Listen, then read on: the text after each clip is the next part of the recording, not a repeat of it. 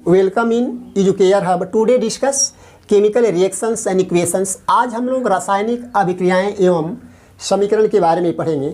हम जानते हैं कि जो क्रियाएं होती हैं जो दो प्रकार की होती हैं, physical as well as chemical. तो कुछ भौतिक परिवर्तन होते हैं, कुछ रासायनिक परिवर्तन होते हैं। कोई भी अभिक्रिया होती है उसमें दो प्रकार के परिवर्तन होते हैं।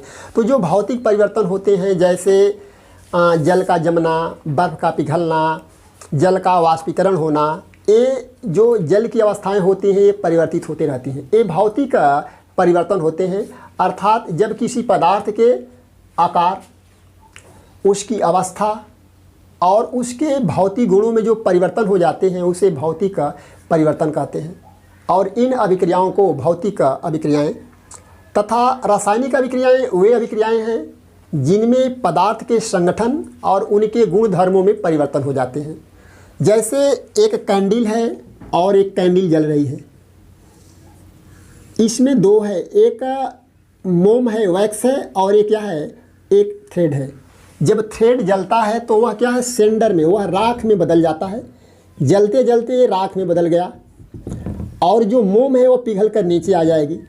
तो हम राख से पुनः थ्रेड को नहीं बना सकते हैं।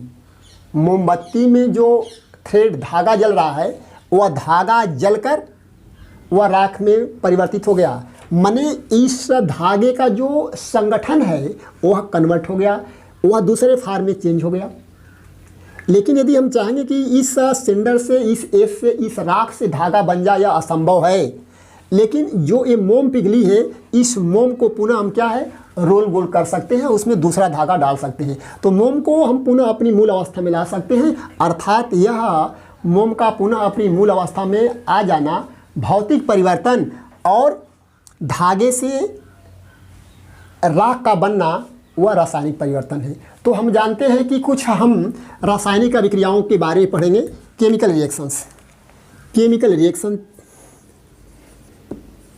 Chemical reaction. यदि हम मैग्नीशियम के रिबन को यदि जला रहे हैं तो मैग्नीशियम ऑक्साइड बनता है। तो यह मैग्नीशियम का रिबन है, यह ऑक्सीजन में जल रहा है। जलने के बाद क्या है, मैग्नीशियम ऑक्साइड। तो हम देख रहे हैं कि यह क्या है, अभिकर्मक है, रिएजेंट है, रिएजेंट है, और ये क्या है, प्रोडक्ट है। तो यहाँ मैंने क्या देखा, यदि इसको बैलेंस किया जा तो लेफ़्ट साइड में ऑक्सीजन के दो एटम हैं और राइट साइड में एक है, इसलिए यहाँ हम दो कर लेंगे।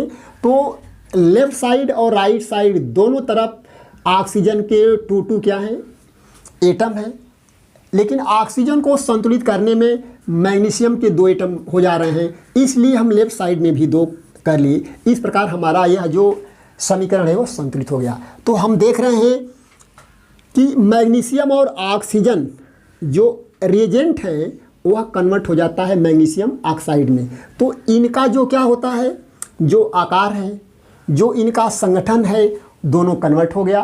तो इस प्रकार हमने क्या देखा कि इन क्रियाओं में आकार, उनके अवस्था, रंग आदि में परिवर्तन हो जाते हैं।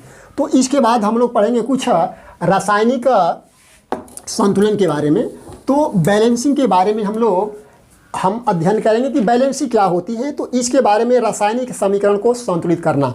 तो अब इसके बाद हम लोग ये पढ़ेंगे कि रासायनिक समीकरण को कैसे संतुलित करते हैं। Balancing of chemical equation, balancing of balancing of chemical equation. तो जो रासायनिक इक्वेशन होते हैं उन रासायनिक अभिक्रियाओं को कैसे हम बैलेंस करते हैं। तो बैलेंसिंग ऑफ केमिकल इक्वेशन। अब इसमें ये देखा जाता है कि बैलेंसिंग से पहले जैसे कोई रिएक्शन लिख लेते हैं, जैसे मीथेन है और मीथेन का दहन हो रहा है, बर्निंग ऑफ नेचुरल गैस, और बनता है कार्बन डाइऑक्साइड और वाटर। तो मीथेन का ऑक्सीकरण हो रहा है, या मीथेन क्या है, ऑक्सीजन की उपस्थिति में जल रही है। तो संतुलन हम कैसे करेंगे, पहले हम ये देखे हैं कि पहले एलिमेंट का नाम लिख लेते हैं। एक कार्बन है, हाइड्रोजन है और ये ऑक्सीजन है। तो कार्बन हाइड्रोजन लिख लिया गया। इसके बाद हम लिखते हैं कि लेफ्ट हैंड साइड और राइट हैंड साइड, अर्थात ये भी कह सकते हैं कि number of atom of reagent and number of atom of product. तो ये जो अभिकर्मक हैं, जो रिएजेंट हैं, रिएक्टेंट हैं, इनकी जो एलिमेंट हैं, एलिमेंट में कितने क्या हैं, एटम हैं। तो यहाँ कार्बन क्या है, 1 है, हाइड्रोजन कितना है, 4 है, ऑक्सीजन क्या है, 2 है। तो देखिए लेफ्ट साइड में कार्बन के एटम 1 हैं, हाइड्रोजन के 4 हैं, ऑक्सीजन के 2 हैं। इसी प्रकार हम राइट हैंड साइड में लिखते हैं, कार्बन के कितने हैं, 1 है, हाइड्रोजन के कितने हैं, 2 हैं, और इधर ऑक्सीजन के 2 हैं, और इधर 2 और 1 3, अर्थात ये 3 हैं। अब लेफ्ट हैंड साइड और राइट हैंड साइड में जो एलिमेंट के जो एटम है, अर्थात जो मॉलिक्यूल में जो एटम है वह संतुलित होना चाहिए, वह बैलेंस होना चाहिए। तो पहले हम देखते हैं कार्बन। कार्बन इधर भी एक एटम है और इधर भी एक एटम है, मैंने लेफ्ट हैंड साइड और राइट हैंड साइड में दोनों में बराबर हैं। हाइड्रोजन को मैं देख रहा हूँ कि यहाँ क्या है, 4 है, जबकि राइट हैंड साइड में 2 है। तो अब इसे भी 4 करने के लिए इसमें 2 का गुणा कर देते हैं, अर्थात मल्टीप्लाई बाई 2, अर्थात जब यहाँ करेंगे तो हम यहाँ भी 2 कर देते हैं। हाइड्रोजन की संख्या 4 हो गई। अब इसके बाद हम देखते हैं ऑक्सीजन। यहाँ ऑक्सीजन क्या है, यदि उत्पाद में देखते हैं कि यहाँ 2 और 2 4 है, 2 2 4 है, जबकि इधर क्या है, जबकि इधर क्या, अब इधर 4 हो गई, इधर यह ऑक्सीजन 4 हो गया। अब ये देखा जाता है कि अब लेफ्ट हैंड साइड में ऑक्सीजन के एटम 2 हैं, अर्थात इधर 2 हैं, इधर 4 है, इसलिए इसमें 2 का हम क्या है, मल्टीप्लाई कर देते हैं। तो 2 दूनी 4 अर्थात 2। इस प्रकार क्या है, हमारा जो समीकरण है वह क्या है, संतुलित हो जाता है। संतुलित करने का एक अनुमान विधि ये भी है, बिना लिखे भी हम आसानी से क्या है, संतुलित कर सकते हैं।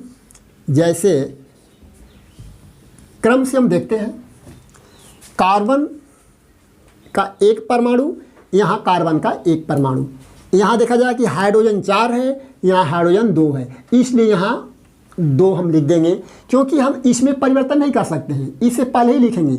तो 4 हाइड्रोजन के एटम और 4 हाइड्रोजन के एटम ये बैलेंस हो गए। यहाँ देख रहे हैं कि 2 ऑक्सीजन है, ऑक्सीजन के 2 एटम हैं, और इधर 2 और 2 4, इधर 4 है, इधर 4 करने के लिए यहाँ 2 हम कर देते हैं। तो इस प्रकार क्या है, बैलेंस किया जाता है। दूसरा हम उदाहरण लेंगे, दूसरा उदाहरण ले लेंगे हम, जैसे एल्युमिनियम है और प्लस ऑक्सीजन है, ये बन गया क्या है, Al2O3। इसको बैलेंस करना है। तो बैलेंस करने से पहले ये जान लेना है कि यदि कहीं विषम दिखाई दे तो उसको सम, ओड इवन की भाषा जानना जरूरी भी है। तो इधर देख रहे हैं क्या है, 3 है और इधर 1 है, ये क्या है, यह क्या है, विषम है, इसलिए इसको सम कर लिया जाए। यदि यहाँ भी सम करेंगे तभी आ जाएगा और यहाँ भी करेंगे तभी आ जाता है। तो देख लीजिए यहाँ ऑक्सीजन 2 है, ऐसे भी कर सकते हैं। इधर एल्युमिनियम क्या है, 1 है, इधर 2 है। तो जब एल्युमिनियम यहाँ 2 है तो यहाँ हम क्या सीधे 2 कर देंगे। जब 2 कर देते हैं तो ये जो है ये विषम का विषम रह जाता है। इसलिए इससे पहले हम यह देखेंगे कि जो स्वतंत्र होता है उसको छोड़कर जो विषम हो किसमें, यौगिक में, पहले उसको क्या है हम सम कर लेते हैं। तो यदि हम यहाँ 2 लिख देते हैं तो 2 दूनी के 4 एल्युमिनियम हो जाएगा और 6 ऑक्सीजन हो जाएगा। तो एल्युमिनियम 4 हो गया, तो ये एल्युमिनियम क्या है, 4 हो गया। अब देखते हैं कि 3 दूनी 6 क्या हो गया, ऑक्सीजन हो गया। तो यदि यहाँ हम 3 रख देते हैं तो 3 दूनी 6 क्या है, संतुलित हो जाता है। अर्थात जो रिएक्टेंट में भी क्या है, एल्युमिनियम के 4 एटम हैं और प्रोडक्ट में भी 4 हैं। यहाँ ऑक्सीजन क्या है, 6 हैं और इधर भी 6 हैं। इस प्रकार हमारा क्या होता है, यह संतुलित होता है, बैलेंस होता है। बैलेंस के कई प्रोसेस होते हैं और उन्हें क्या है आसानी से क्या है हम जान सकते हैं। जैसे अगला है Fe और प्लस H2O। अब इसमें देखा जाएगा Fe3O4 और प्लस हाइड्रोजन, इसको बैलेंस करना है। तो बैलेंस करने के लिए हम देखते हैं कि क्या है, यहाँ Fe 1 है, यहाँ 3 है, तो यहाँ 3 है तो यहाँ भी 3 कर देंगे। अब एक क्या है, Fe बैलेंस हो गया।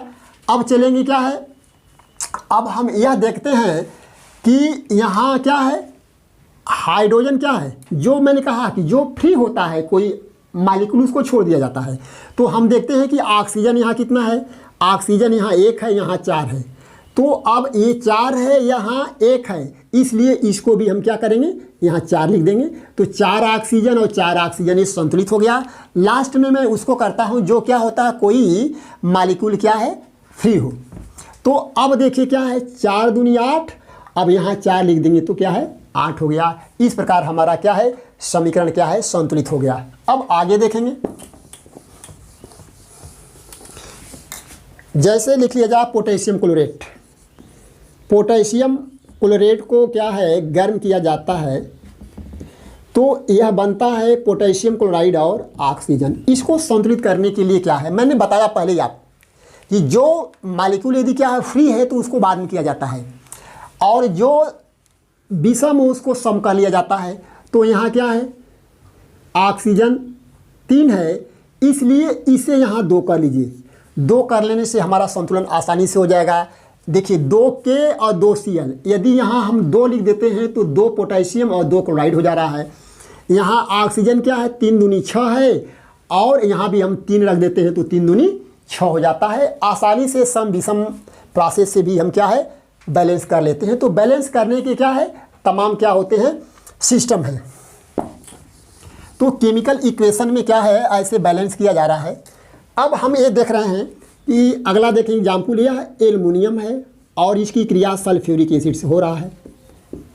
अब क्या होगा, Al2SO4 3 और प्लस H2 ये हम जानते हैं।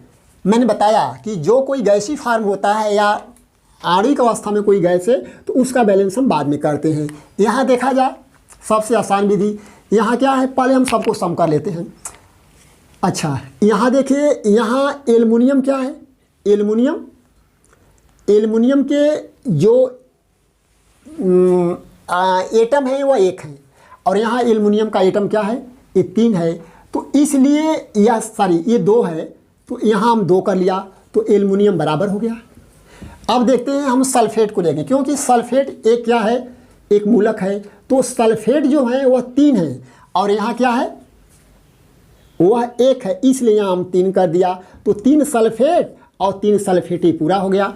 अब देखते हैं कि 3 दूनी 6 हाइड्रोजन हो गया, और यहाँ हम 3 कर लेते हैं। तो इस प्रकार क्या होता है, किसी भी समीकरण को हम आसानी से क्या है, संतुलित कर सकते हैं। इस प्रकार हम किसी भी रासायनिक अभिक्रियाओं को क्या है, संतुलित कर सकते हैं। तो ये सबसे अच्छे क्या होते हैं, प्रोसेस होते हैं। धन्यवाद।